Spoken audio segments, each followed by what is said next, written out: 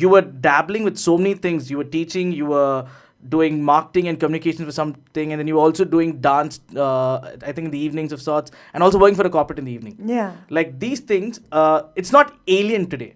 Yeah. Right, but back in the day, it was more like I'm not. Again, I don't want to make you sound old, but I'm, No, I'm but just, I am old. I own my age. you don't look the age that you think you want to mention to us. But what I'm trying to say is, when back in the day, it was more like you were very, people were very complacent. I wouldn't say because of the opportunities, but because they were comfortable in what they were doing. You ended up going to a 9 to 6 and you are happy.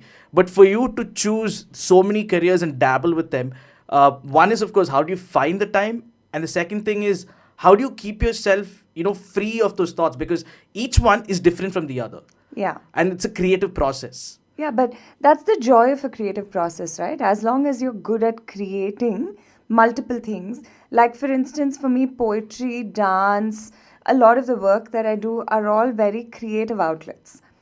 Some for my body, some for my mind, some for my heart. So, all of these creative outlets are ways of investing my time and energy in doing something that gives me joy.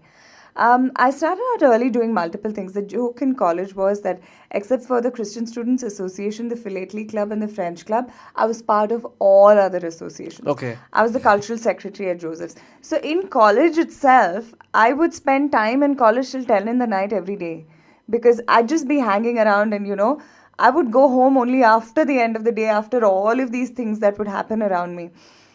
So I knew that I would get very bored if I just did one thing. I knew my personality is not meant to do a 9 to 5.